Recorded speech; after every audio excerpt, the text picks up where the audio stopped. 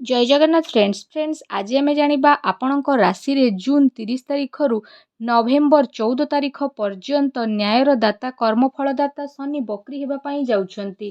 तो आपण जीवन में जदि कहिबा ए 30 तारीख रु नवेम्बर 14 तारीख पर्यंत शनिदेवंकर केउ प्रभाव पड़िबा पई जाउछि आसंतु जानिबा ए भिडियो रे संपूर्ण भविष्यवाणी विषय रे।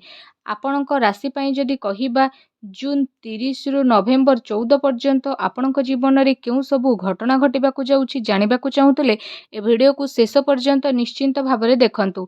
तेबे आपण जानिपारिबे कि आपणक जीवन में क्यों सबू घटना घटवाई जाऊँगी। आउ ए कार्यक्रम जन्म राशि चंद्र राशि उपरे आधारित अटे। फ्रेंड्स भिडियोटी आरंभ करने पूर्व आपण को छोट रिक्वेस्ट कि जदि प्रथम करी आपण आम चैनल भिडियो को देखुंत तो भिडियो को लाइक करंतु, चैनल को सब्सक्राइब करी कमेंट बॉक्स रे सहृदय रे जय शनिदेव बोली अवश्य लिखि दियंतु। एबे आसंतु जानि नेबा कि आपणकर जीवन रे पूरा 137 दिन पर्यंत शनिदेवंकर केउ प्रभाव पड़िबाकु जाउछि। प्रथमे जानिबा मार्गी आउ बकरीर अर्थ कौन। मार्गीर अर्थ है ग्रह माने सूर्यदेवंकर चारिपटे ठीक रूपरे गोचर करिथांती आउ बकरीर अर्थ सूर्यंक चारिपटे ग्रह माने ठीक उपरे गोचर न करिबा। ग्रह मानकर ए परिस्थिति को मार्गी आउ बकरी कुहाजे। कर्म एवं न्यायर दाता शनिदेव विशेष भावरे 30 जून रु जेहेतु सही गति अनुसार गोचर करिपारिबे नाही अर्थात शनिदेवंक परिक्रमा बहुत गोचर हेबो आ सूर्यदेवंक ठारू शनि बहुत ही दूर रे गोचर करिवे।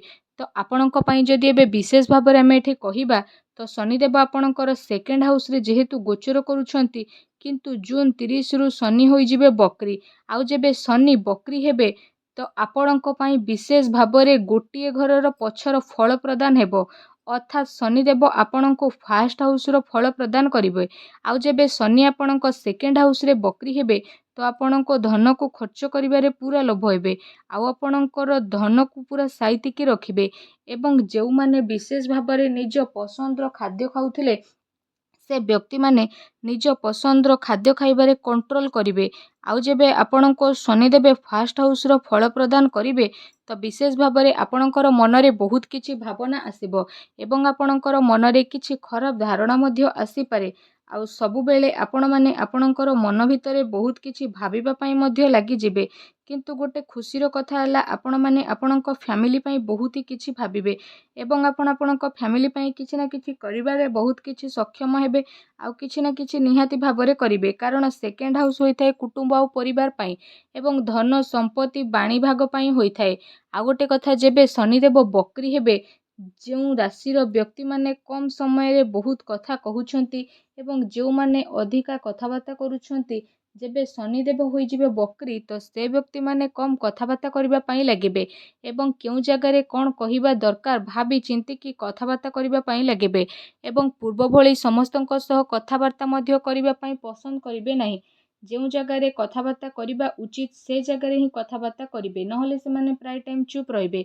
शनिदेव आपण को आपणक परिवार विषय बहुत किछि चिंता करैबा को मजबूत मध्य करदेबे एवं आपण मध्य आपणक फैमिली पई किछि ना किछि करबा पई भाबिबे कारण आपणक राशिर स्वामी जेहेतु शनि आ मूल त्रिकोण रे ट्रांजिट करूछंती कुंभ रे तो विशेष भाव में शनि 7.5 तृतीय चरण चलुछि। आउ जेबे शनिदेव बकरी हेबे तो आपणकर मन भितर बहुत किछि जिनिस करिवार भावना आसिबो आउ आपणक पई काम कार्य रे 70% भल रहिबो आउ आपणको काम कार्य रे बुझी सुझी कि एक्शन नेबा पई पड़िबो। आपणकर प्रॉपर्टी हेउ शिक्षा हेउ किंबा आपणकर पुराणा अभ्यास किछि जिनिस छाड़ी पारे मध्य भाबी पारंती किंतु गोटे कथार ध्यान रखंतु खाली भाबिले हेबो नाही आपणक जीवन रे आपणको एक्शन नेबा पई मध्य विशेष भाव रे पड़िबो। जेबे शनिदेवंकर बकरी दृष्टि आपणक 4th हाउस रे पड़िबो तो ए कथार ध्यान रखंतु आपणक मातांकर चिंता बढ़िबो एवं मातांक बैकसाइड पेन हेबार संभावना मध्य विशेष भाव में रही। आउ आपणक मांक भितर बहुत लेजिनेस मध्य आसीजिवो एवं आपणकर मांक स्वभाव मध्य बदलिबो सेथिपई आपणक मांकर विशेष ध्यान रखिबा पई पड़िबो। आ 4th हाउस रे शनि को दृष्टि पड़िबा जोगु आपण कोनोसी इलेक्ट्रिक जिनिस बा गैजेट किनि पारंती ତା ସହିତ ଯଦି କିଛି ନୂଆ ମେସିନ୍ କିଣିବାକୁ ଚାହୁଁଥିଲେ ଯେଉଁମାନେ ବହୁ ପୂର୍ବରୁ, ସେମାନଙ୍କ ପାଇଁ ସ୍ଥିତି ଭଲ ରହିବ, ଆପଣ କିଣି ମଧ୍ୟ ପାରିବେ। ଯେଉଁମାନେ କଣ୍ଟ୍ରାକ୍ଚୁଆଲ୍ କାମ କରୁଛନ୍ତି ସେମାନଙ୍କ ପାଇଁ ମଧ୍ୟ ଏ ସମୟଟି ବହୁତ ହି ଭଲ ରହିବ। ଯଦି ଆପଣ କୌଣସି ଏକ ନୂଆ ସାଇଡ଼ରେ ନିଜର କାମ ଆରମ୍ଭ କରିବା ପାଇଁ ଚାହୁଁଛନ୍ତି ତ ଆପଣମାନେ କ'ଣ ପାରିବେ, ଆପଣଙ୍କ ପାଇଁ ସ୍ଥିତି ଭଲ ରହିବ। ତା ସହିତ ଶନିଦେବଙ୍କର ବକ୍ରି ଦୃଷ୍ଟି ଆପଣଙ୍କ ଅଷ୍ଟମ ଭାଗରେ ଯେହେତୁ ପଡ଼ିବ, ତ ଅଷ୍ଟମ ଭାଗ ହୋଇଥାଏ ତନ୍ତ୍ର ମନ୍ତ୍ରର। ଯେଉଁମାନଙ୍କର ଡିପ୍ ନଲେଜ୍ ଥାଏ ସେମାନଙ୍କ ପାଇଁ। ଆଉ ଯେବେ ଶନିଙ୍କର ବକ୍ରି ଦୃଷ୍ଟି ଅଷ୍ଟମ ହାଉସ୍ରେ ପଡ଼ିଯିବ, ଯେଉଁ ବ୍ୟକ୍ତିଙ୍କର ଡିପ୍ ନଲେଜ୍ ରହିଛି ସେ ବ୍ୟକ୍ତିଙ୍କର ନଲେଜ୍ ବହୁତ ହିଁ ଅଧିକ ବଢ଼ିଯିବ। ଆଉ ଆପଣଙ୍କ ଭିତରେ ଯେଉଁମାନେ ରିସର୍ଚ୍ଚ ଫିଲ୍ଡରେ ଅଛନ୍ତି ତ ସେମାନଙ୍କ ପାଇଁ ସ୍ଥିତି ବହୁତ ହି ଭଲ ରହିବ ଏବଂ ଆପଣମାନେ ବହୁତ କିଛି ଜିନିଷ ଶିଖିବା ପାଇଁ ମଧ୍ୟ ପାଇବେ। ତା ସହିତ ଜାଣିବେ ଏବଂ ଶୁଣିବେ ଏବଂ ବହୁତ କିଛି ଜିନିଷ ମଧ୍ୟ ଆପଣ କରିବେ। କିନ୍ତୁ ଗୋଟେ ଦୁଃଖର କଥା ହେଲା, ଶନିଦେବଙ୍କର ବକ୍ରି ଦୃଷ୍ଟି ଆପଣଙ୍କ ଅଷ୍ଟମ ଭାଗରେ ପଡ଼ିବା ଯୋଗୁଁ ଯେଉଁ ବ୍ୟକ୍ତିମାନେ ଯାନବାହନ ଚଳାଉଛନ୍ତି ବିଶେଷ ଭାବରେ ସେ ବ୍ୟକ୍ତିମାନେ ବିଶେଷ ସାବଧାନ ରୁହନ୍ତୁ। ଯାନବାହନ ଚଳାଚଳି ସମୟରେ ତତ୍ପର ହୋଇ କିଛି କାମ କରନ୍ତୁ ନାହିଁ, ନଚେତ୍ ପରେ ଆପଣଙ୍କୁ ହିଁ ଅସୁବିଧା ଭୋଗ କରିବା ପାଇଁ ପଡ଼ିବ। ମାଇଣ୍ଡକୁ ଠିକ୍ ରଖନ୍ତୁ। ଶନିଙ୍କ ଦୃଷ୍ଟି ଯେବେ ଆପଣଙ୍କ 11th ହାଉସ୍ରେ ପଡ଼ିବ ତ ଆପଣ ଯେତେ ବି କାମ କଲେ ମଧ୍ୟ ଆପଣଙ୍କର କାମ ଆପଣଙ୍କୁ କମ୍ ଲାଗିବ ଏବଂ ଆପଣଙ୍କର କାମ କାର୍ଯ୍ୟରେ ଆପଣଙ୍କୁ ଶାନ୍ତି ଆଦୌ ଲାଗିବ ନାହିଁ। ଆପଣ ଅଧିକ କାର୍ଯ୍ୟ କରିବା ପାଇଁ ମଧ୍ୟ ଲାଗିବେ। ତା ସହିତ ବ୍ୟାପାର ବାଣିଜ୍ୟକୁ ଆଗକୁ ବଢ଼ାଇବା ପାଇଁ ଚେଷ୍ଟା ମଧ୍ୟ କରିପାରନ୍ତି ଏବଂ ଆପଣ ଆପଣଙ୍କ ଜୀବନରେ ବହୁତ କିଛି ପରିବର୍ତ୍ତନ ମଧ୍ୟ କରିବା ପାଇଁ ଚାହିଁପାରନ୍ତି। ତା ସହିତ ଆପଣ ଆପଣଙ୍କ ଜୀବନରେ ବହୁତ କିଛି ପରିବର୍ତ୍ତନ ଯେହେତୁ କରିବେ, ତ କାମ କାର୍ଯ୍ୟକୁ ନ କରିବାକୁ ଚାହିଁଲେ ମଧ୍ୟ ଶନିଦେବ ଆପଣଙ୍କୁ କାମ କାର୍ଯ୍ୟ କରିବାରେ ବାଧ୍ୟ ପ୍ରଦାନ କରିବେ। କିନ୍ତୁ ଗୋଟେ କଥାର ଧ୍ୟାନ ରଖନ୍ତୁ, ବର୍ତ୍ତମାନ ଆପଣଙ୍କ ପାଇଁ ଶନିଦେବଙ୍କର 7.5 ଯେହେତୁ ଚାଲିଛି, ଆଉ ଶନିଙ୍କ 7.5ର ଶେଷ ସମୟରେ ଆପଣଙ୍କ ଜୀବନରେ କିଛି ନା କିଛି ପରିବର୍ତ୍ତନ ନିହାତି ଭାବରେ ଦେଖିବାକୁ ମିଳିବ। କାରଣ ଶନି ଯେତେ ଦୁଃଖ ଦେଲେ ମଧ୍ୟ ଦୁଃଖ ସହିତ ସୁଖ ପ୍ରାପ୍ତି କରିଥାନ୍ତି।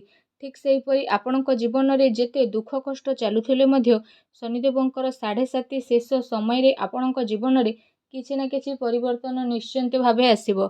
ଏବେ ଆସନ୍ତୁ ଜାଣିବା କିଛି ପ୍ରତିକାର ବିଷୟରେ, ଯାହାକୁ ପାଳନ କରିବା ଦ୍ୱାରା ଆପଣଙ୍କ ଜୀବନରେ ଆସୁଥିବା ପ୍ରତ୍ୟେକ ଦୁଃଖ କଷ୍ଟ ଦୂର ହେବ। ଆପଣ ପ୍ରତ୍ୟେକ ଦିନ ସୂର୍ଯ୍ୟ ଅସ୍ତ ପରେ ସୂର୍ଯ୍ୟଦେବଙ୍କ ବିଦ୍ୟା ମନ୍ତ୍ରର ଜପ କରନ୍ତୁ 108 ଥର। ଓଂ ତ୍ରାଂ ତ୍ରିଂ ସଂ ଶନିଶ୍ଚରାୟ ନମଃ। ଏ ମନ୍ତ୍ରକୁ ପ୍ରତ୍ୟେକ ଦିନ ସୂର୍ଯ୍ୟ ଅସ୍ତ ପରେ 108 ଥର ଜପ କରନ୍ତୁ। ତେବେ ଫ୍ରେଣ୍ଡସ୍, ଏ ଥିଲା ଆପଣଙ୍କ ପାଇଁ ବିଶେଷ ଭାବରେ 137 ଦିନର ଶନିଦେବଙ୍କର ବକ୍ରିର ପୁରା ଭବିଷ୍ୟବାଣୀ। ଯଦି ଆପଣମାନଙ୍କୁ ଏ ଭିଡ଼ିଓଟି ପସନ୍ଦ ଆସିଥାଏ ତ ଭିଡ଼ିଓକୁ ଗୋଟେ ଲାଇକ୍ କରନ୍ତୁ, ସେୟାର କରନ୍ତୁ ଏବଂ କମେଣ୍ଟ ବକ୍ସରେ ସହୃଦୟରେ ଜୟ ଶନିଦେବ ବୋଲି ଅବଶ୍ୟ ଲେଖି ଦିଅନ୍ତୁ। ଏହା ସହିତ ଭିଡ଼ିଓକୁ ଅଧିକରୁ ଅଧିକ ସେୟାର କରନ୍ତୁ, ଯାହାଦ୍ୱାରା ଏହିପରି ଭିଡ଼ିଓ ଆମେ ଆପଣଙ୍କ ପାଇଁ ଆଉଥରେ ପୁଣି ନେଇକରି ଆସିବୁ। ଭିଡ଼ିଓଟି ପୁରା ଦେଖିଥିବାରୁ ଆପଣମାନଙ୍କୁ ବହୁତ ବହୁତ ଧନ୍ୟବାଦ।